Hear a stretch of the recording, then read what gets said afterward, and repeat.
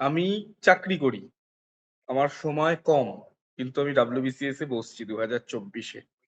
আমার ক্ষেত্রে আপনার টাইম ম্যানেজমেন্ট নিয়ে কি সিদ্ধান্ত থাকবে বা কি উপদেশ থাকবে? আমি এই 22-এ যেটাতে পেয়েছি, এইটার যখন মেন্স দিয়েছিলাম আমি ছিলাম বেকার। মানে টিউশন পড়াতাম শুধু। তো আমার কাছে একটা হুম বিস্তর সময় ছিল পড়াশোনা হুম করবার। হুম কিন্তু লাস্ট 2টো বছর আমি যখন প্রস্তুতি নিয়েছি, আমি চাকরি করতাম। তো ৮ ঘন্টা ডিউটির পর এবং বাড়িতে এসে নিজের কাজকর্ম একা যেহেতু থাকতাম, সেগুলো করার পর সময় খুব কম ছিল। তো আমি একটা নোটপ্যাড মেইনটেইন করতাম। সেটা এখন নয়, মানে আগে যখন প্রিপারেশন করতাম তখনও মেইনটেইন করতাম। সেইটাতে একদম ধরে, ধরে লিখে রাখতে হবে যে আমি এই ৭ টা দিন আমি কি পড়াশুনো করব।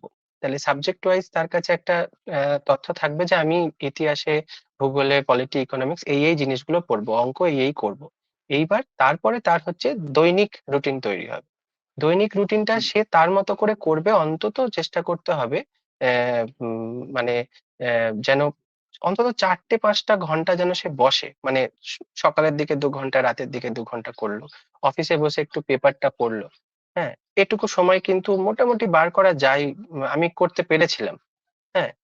বেসরকারি ক্ষেত্রে একটু হয়তো মুশকিল।